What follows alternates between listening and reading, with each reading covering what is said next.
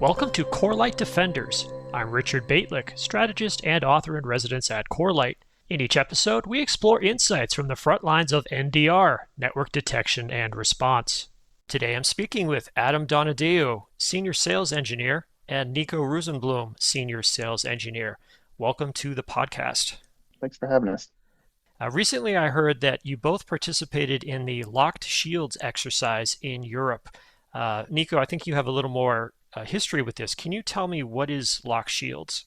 It's world's largest and most complex international live fire defense exercise. So it's multiple blue teams protecting their, I would say, isolated game net, which is completely virtual, of course. And then a very small red team is trying to at least have multiple waves of attacks shooting at them, trying to see if they can hold their ground. And the great thing is, we've been invited a couple of years ago by a very friendly customer who's competing a couple of times in one of those blue teams. So a blue team is considered to be primarily handled by the government and military organizations, and they form alliances, right, with different other countries and nations. So it's not only NATO related, but also the NATO friendly countries are participating in this as well. Could be, let's say, between the 200 and 400 people in just one blue team. But the exercise as a whole is, that's an awesome exercise to compete in, and to at least learn from the different people in there as well. So that's great. Can you give me a sense of like how many people might be involved with the whole thing?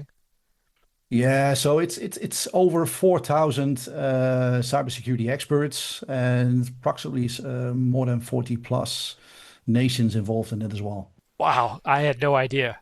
Do you guys set up your own network?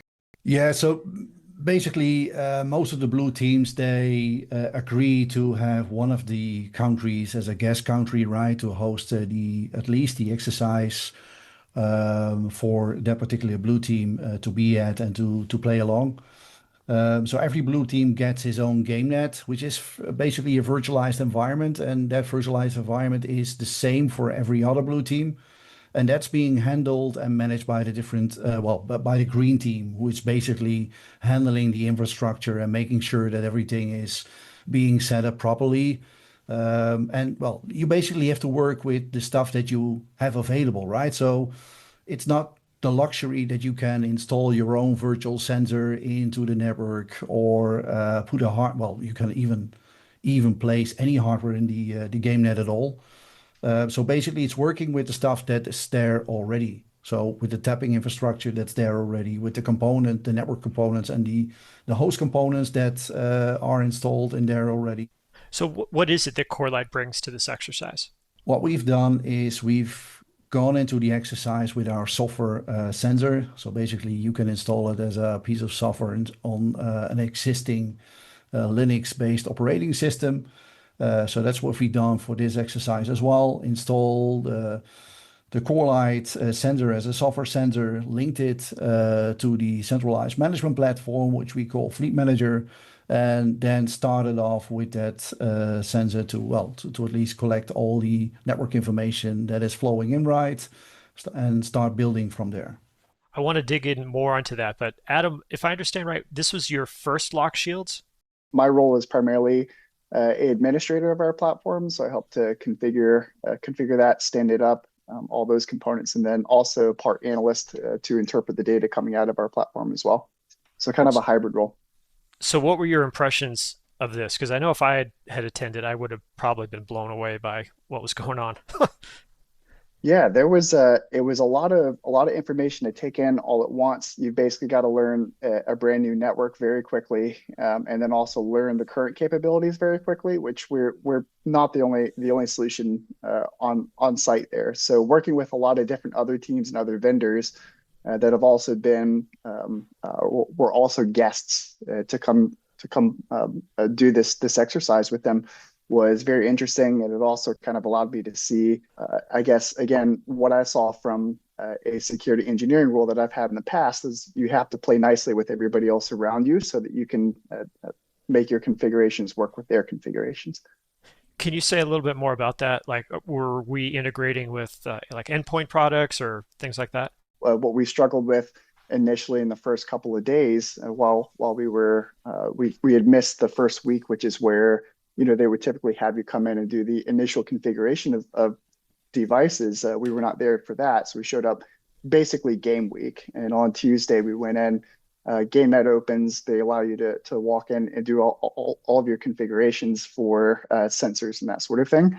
What we struggled with was after we got the sensor running, it would not communicate with the fleet manager. And as it turns out, after several hours of troubleshooting, we ended up having a accidental push of an EDR agent to the platform that we were using, and that caused a series of different problems.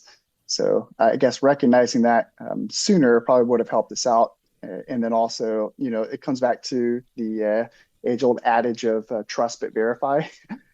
After we'd been assured multiple times it wasn't the case, you go do your own research and figure out that, these are things that you have to worry about in an actual environment that's not, just a lab per se.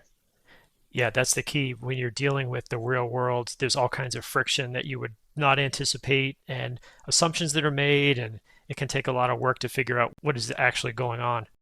Nico, can you tell us why Corelight was invited by that friendly customer and was eventually, I guess, so important to this exercise? Yes, of course. So basically, they invited us to the exercise because they were already used working with the product in their production environment, of course.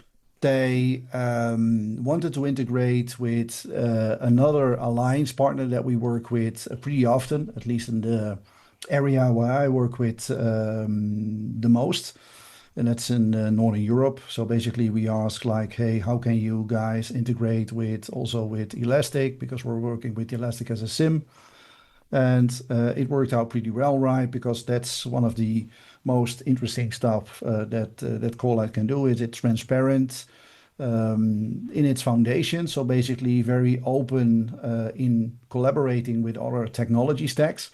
So the people who participate, they just get whatever technology is present. Like you said, they don't bring their own stuff at all. You can, but you must be aware. So basically, it's an environment with a couple of existing firewall brands already out there. But basically, for EDR, you have the freedom of choice, right? Same for your SIM solution. So if you want to bring in source solutions as well. So basically, every blue team has to decide, okay, what is the stack of tools that we are going to use for this particular exercise. Can either of you tell me how did the exercise unfold? Did anything cool occur? Our log set was being utilized from our perspective within the investigator platform. We could find things like DNS exfiltration, and I found a lot of this within SCADA segments. So while we were looking through threat hunting dashboards and trying to identify things that were maybe anomalous with respect to the rest of the data that we were getting, it became very easy for me to pick those things out and say, well, that doesn't look right, and then go track down the person that was responsible for that segment and start asking questions, in which case we would come back and provide them things like port data so they could try and track it back to a specific service. Once we identify that service, we kill the service.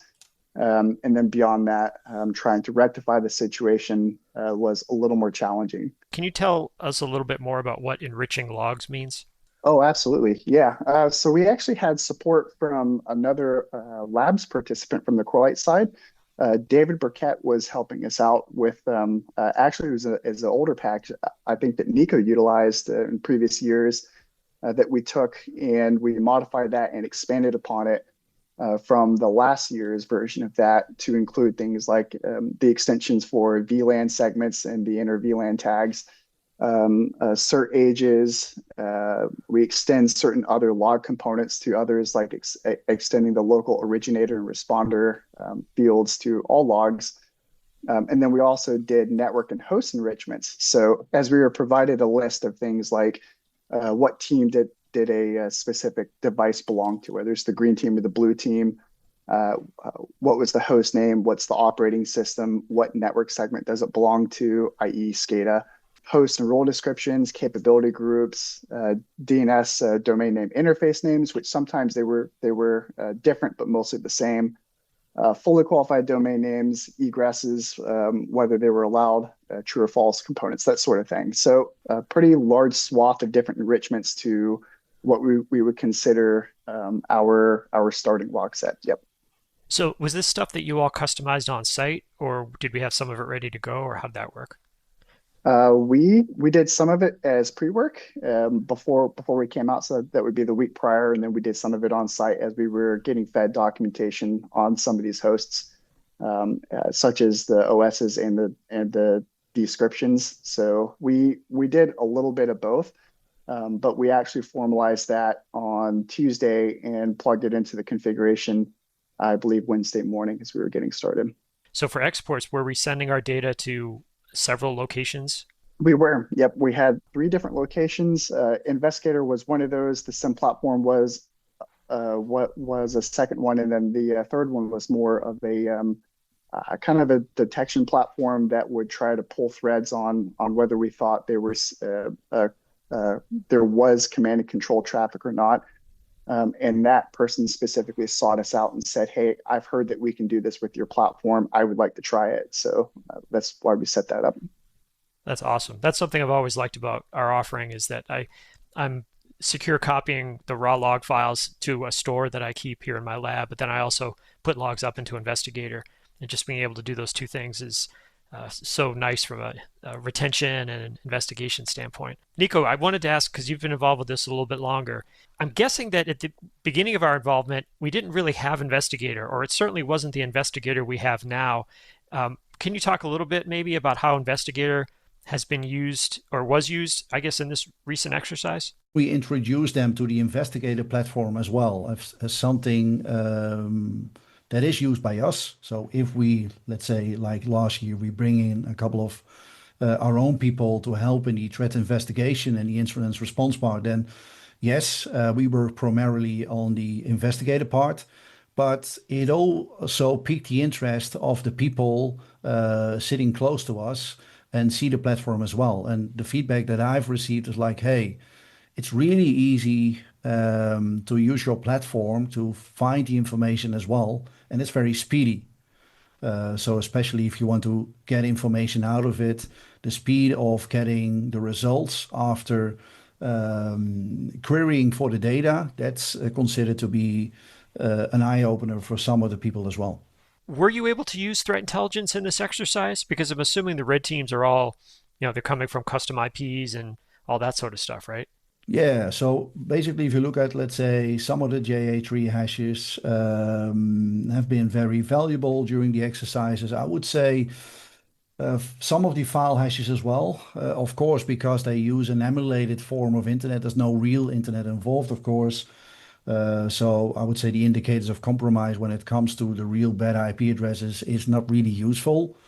But there's plenty of information that we can extract from their threat intelligence databases that have been proven really valuable in this exercise as well. So they were using tools that may have already been seen in the wild so that we would have some way of identifying them using the threat intelligence. So Adam, you mentioned SCADA networks. So that makes me think that there were both enterprise targets and there were ICS or non-enterprise type targets. Can you say a little bit more about that? The way that GameNet is broken down is there are 3 different organizations. Nico may have to keep me honest here. One of them was armed forces. One of them was critical infrastructure. And then I think the other one was more like public sector, if I recall correctly, Nico. Mm-hmm, correct. Yeah. So the critical infrastructure one was the one that had the SCADA networks on them, and doing a lot of that pre-work as we show up that week, going in Monday morning and asking questions to that team, as in like, what protocols do you expect to see? What can we add in possibly as value adds here? Was one of the things that I had a follow-up item listed. And it was interesting talking to the administrators of those platforms. There were 3 primary protocols, and one of which actually stood out to me more than others, simply because we have folks on our side who are busy creating packages around SCADA protocols currently. So Dr. Smoot reached out and actually asked what we expect to see. And he had already created Modbus packages, so specific Modbus detection content that we also pulled into a custom bundle and deployed within this environment, of which I will say did actually trigger one time at the very end of day 2. Unfortunately, right near the end of day 2 of the live fire event. So we did not get the opportunity to go and qualify that as a true positive or a false positive, but it was quite interesting. Yep. And I would imagine that in an environment like that, a passive network sensor like Corelight is going to be a star, because you're not going to put an endpoint agent on a lot of these pieces of equipment that just don't support fiddling with or even exporting logs, I imagine. Thank you both for joining me on the podcast today. I had no idea that it was such a large exercise or so chaotic or complicated, but I think that is the sort of exercise that you need in NATO and in today's world. So I appreciate your views and sharing what you experienced during the exercise. Thank you. Happy to support. Yeah, no problem. Thanks for having us. Thank you for joining us on the Network Defenders podcast, sponsored by Corelight. We will see you on the network. You've been listening to Corelight Defenders. To stay informed with expert intelligence on today's cybersecurity challenges, please subscribe to ensure you never miss an episode. We'll see you on the network.